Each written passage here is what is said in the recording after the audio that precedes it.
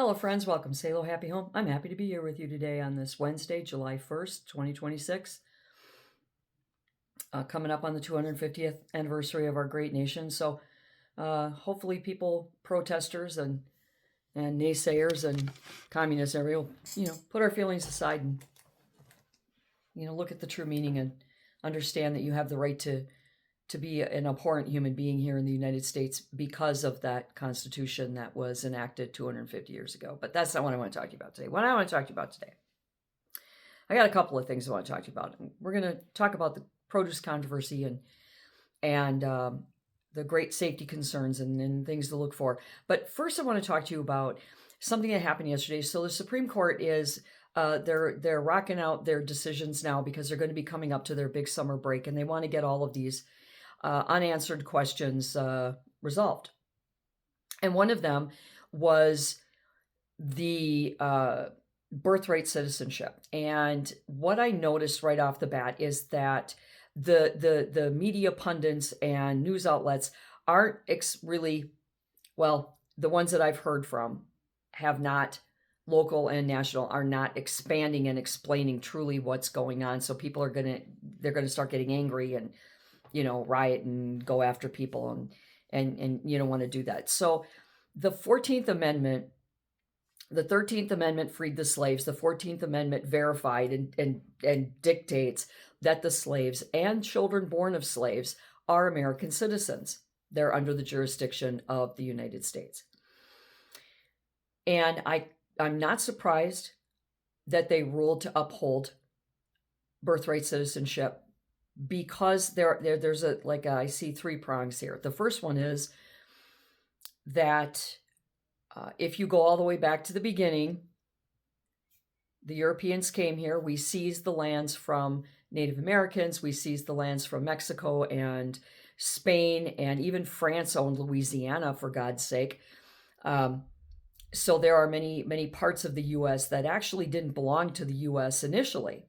And as we expanded west, we started to seize these properties and lands, and we started to negotiate treaties and go to war and whatnot to obtain these lands and the rights to these lands. So technically, going all the way back to the beginning of our time as Americans,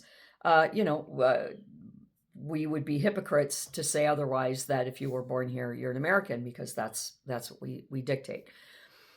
The problem that they're running into is baby mills, and we have our government has been highly successful in rooting out, raiding, arresting, and eradicating these baby mills that have popped up, where illegals are coming in, or people with temporary status are coming in, and they're having babies, or anchor babies, meaning, well, now my baby was born here, so I get to stay here. Just because your baby was born here doesn't mean that you are automatically an American citizen, that you're protected and you can stay here. That is a wrench in the gears that needs to be addressed. But what happened yesterday was Scotus said that a presidential executive order, any president's executive order, cannot overturn, override, or go against any part of the Constitution. That's what they ruled on, because Trump had an executive order out there where he wanted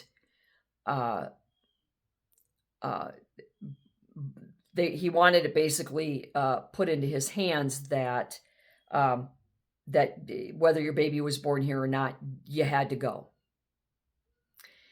And however that executive order was being appealed, it didn't jive. It was violating the Constitution, and nobody can violate the Constitution. So what needs to happen is they're not saying, what they're doing for now is they're saying your executive order cannot be enforced. That's what they said.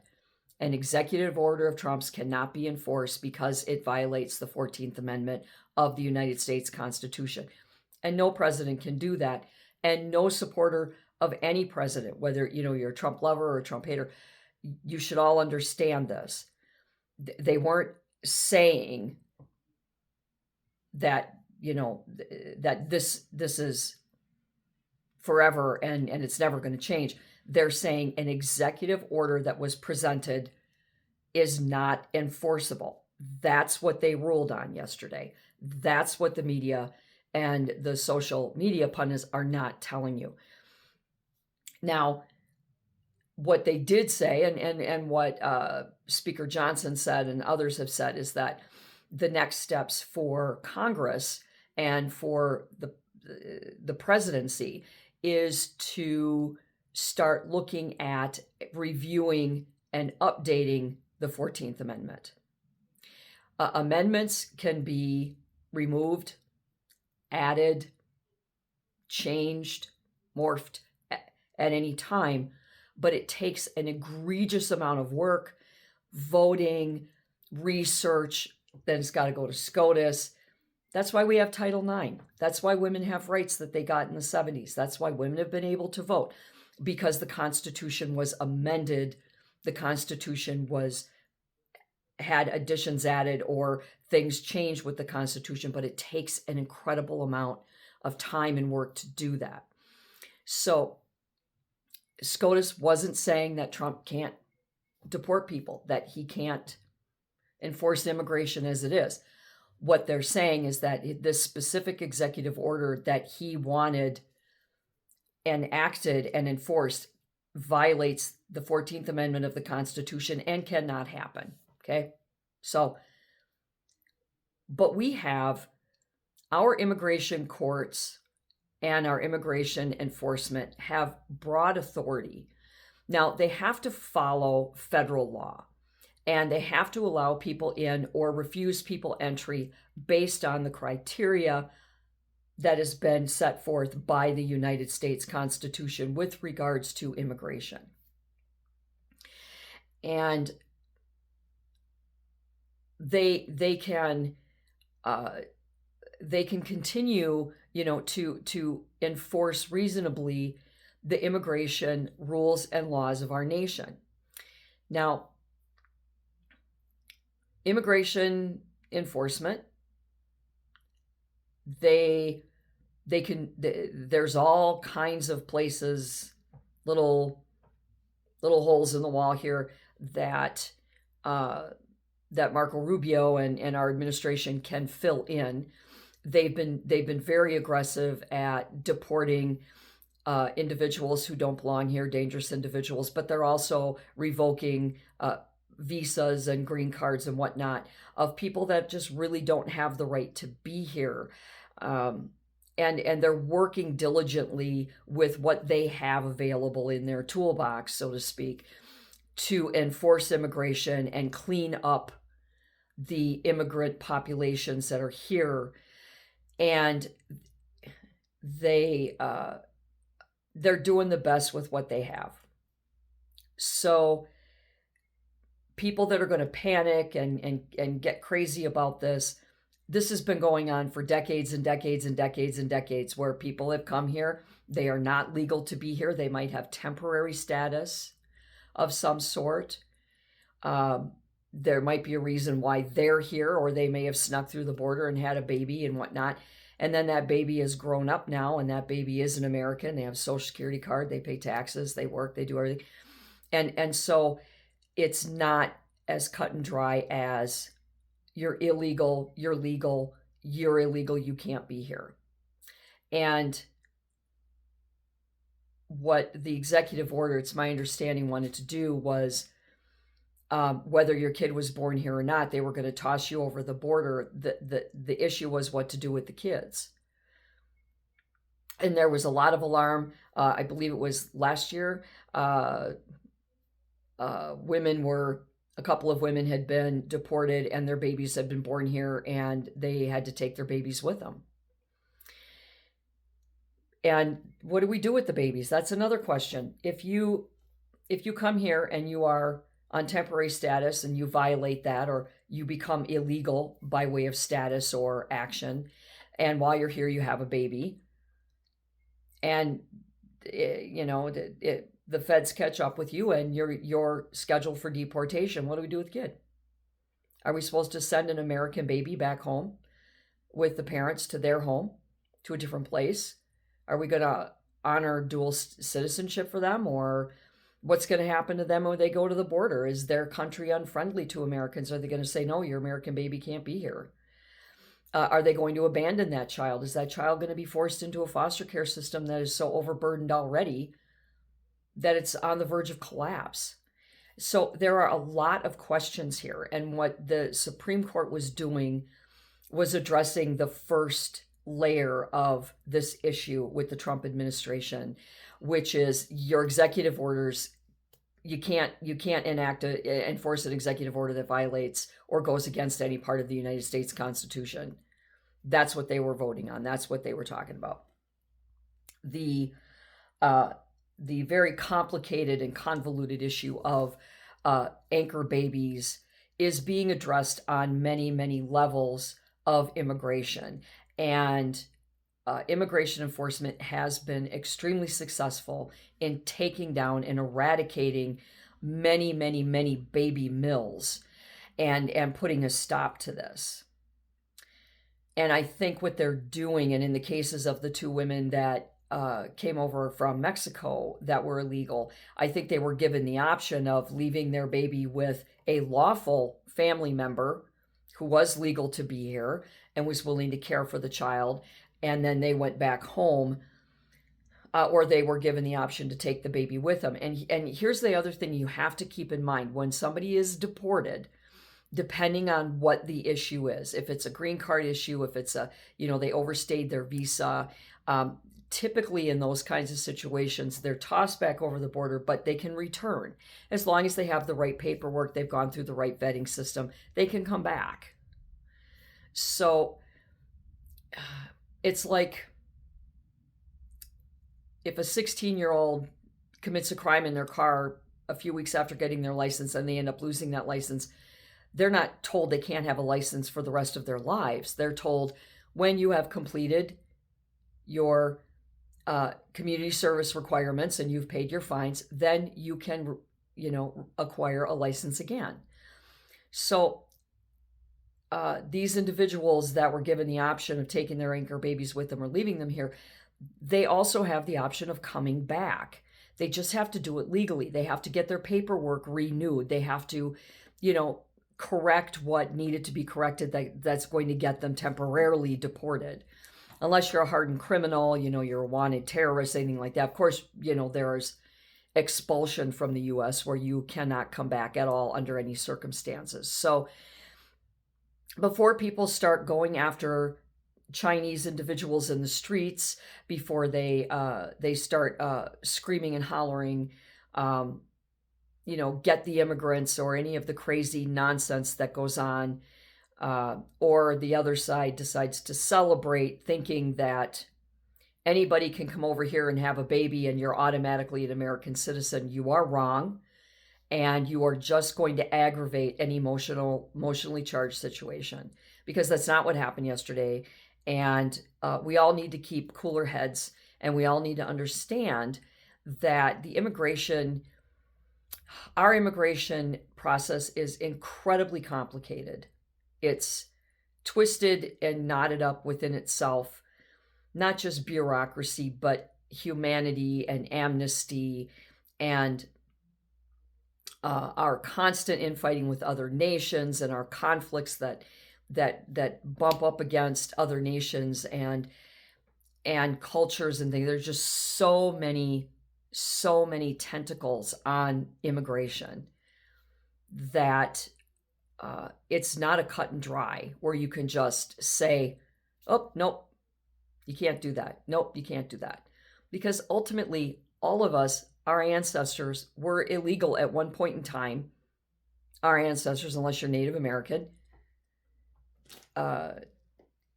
your ancestors, or in my case, half of my ancestors, because I am Native American, half of my ancestors, they came here, they may have been illegal. Now, my mom's side of the family, they immigrated here to the United States from Canada into Minnesota in the 1830s. So at that time, they actually went through the border. I have very old copies of um, their papers. They had to itemize everything that was in their carts and their buggies and everything as they were bringing it over the border, and they were allowed permission into the border. They became American citizens, and the other half of my family stayed Americans, so they were, by default already here. So this isn't a simple matter that can be solved by a simple decision by the United States Supreme Court. This is a very complicated mess, and what the Trump administration will have to do is workarounds. They're going to have to get tougher on enforcement. They're going to have to get more enforcement in place, and they're going to have to find workarounds. And one of those workarounds is raiding and eradicating the baby mills that are bringing the anchor babies here, and working with people that have overstayed their welcome or people that are here illegally and have babies. They're going to have to work a little more diligently, a little more differently with them than a military age single man who's here illegally. That's kind of black and white. Well, you're here illegally, get out. But, a woman who's had a baby here and she's overstayed her visa or her green card is expired or whatever, they're going to work differently with her. And trust me, I've been keeping up with this enough, reading enough about this to understand that they really are. They're not. They're trying really hard to keep those that are deserving here. What you're not hearing and what you're not seeing is the good work of immigration court and the good work of immigration enforcement and all of the people that they are continuing to allow to stay here. And they are triaging the criminal behavior. Yes, coming here illegally is a crime, but they're not sending ICE agents to drag these people out of their homes. If ICE agents have wrong or incorrect information, misinformation, or they happen to have someone that might, they've overstayed their visa, but they're not a bad guy, they're not doing anything bad, and they happen to be sitting on the couch playing video games with a really, really bad terrorist guy, they're going to get scooped up by default. And then they're going to get processed through, and then they're going to be released back into the wild to do whatever they're doing. So the Congress and the Senate, they need to get the SAVE Act in place, because that's another caveat of the immigration mess that is destroying our nation. And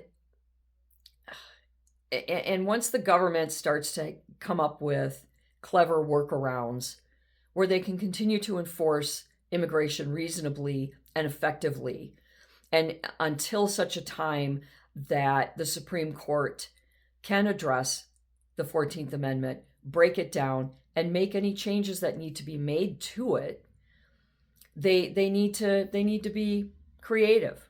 And I'm sure that if we've learned nothing from the Trump administration, we have learned that they are real creative. So I trust that the Trump administration will find ways to continue enforcing immigration, to continue being fair to those that are here lawfully and those that really truly came here with the intention of becoming Americans and being Americans, and those that just have a hiccup along the way and they need to go back temporarily. And we don't hear about those stories. We hear about the thousands that are in, the detention facilities, but we're not hearing anything about the ones that were told they go back temporarily. We're going to send you back, but I want you to turn around and come back and, go back to your home country, get this document and come on back. We're not hearing about those stories.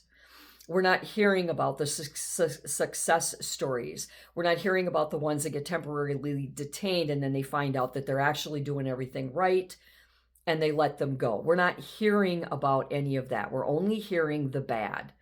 So we all need to step back. We all need to let cooler heads prevail. And we need to understand that what happened yesterday is not a complete and utter collapsing failure of our immigration system by the Supreme Court. They were merely addressing one little thing, which was an executive order by the Trump administration that if it had been allowed to go through and be enforced, it would have violated the 14th Amendment as it is written right now. So it pays to listen to multiple news outlets, to read online newspapers, to read articles online, to ask questions, because a lot of people are going to get hysterical about this, especially with the 250th anniversary of the U.S. coming up in a few days. And so let's be calm about this. Let's be calm about this. The one thing Scotus did do that was really meaningful was ruling against men and women's sports. They listened to the science. They listened to the biology. They listened to the rhetoric and the nonsense on the other side, and they did the right thing, because women are being maimed and harmed and could easily be killed. And it does come down to biology. Just because, I might feel like an ear of sweet corn today. I might feel golden and sweet and crisp. But that doesn't mean I'm an ear of corn. It doesn't mean I'm a grass or a grain or a fruit. It means I'm a human being who just feels this way. And I'm not trying to diminish trans people. But trans people are such a minor percentage of the human race that giving them the full authority as if they were the majority is not how our country works. If you don't like it, work to change it. Find out why it is. But until then, I think they did they made the right decision there for the safety and for the sanctity of women's sports, because we have Title IX for a reason. And transgender individuals, if they want to compete in sports, why don't they compete against other trans? We can have men, women, and transgender teams. Why not? We don't have women playing pro football. We have the soccer craze going on right now in our nation, and they're separated by male and female. It just makes sense, and I'm glad that they did that. I'm glad that they saw reason, biological reasons and scientific reasons, and did the right thing. So we're going to talk about, speaking of science, we're going to talk about some food controversies here shortly. But to round this off, just have a safe and happy 4th of July. Step back and think about what this country means to you, and be good to each other. And don't attack somebody because they have an American flag on their house. Don't attack somebody else because they hate on America. Remember, our First Amendment rights give us the opportunity to do and say what we want. It doesn't absolve us from the consequences of doing and saying what we want, but it gives us the right to make that choice. So be good to yourself and others. Enjoy your holiday, and until next time, do good and be good.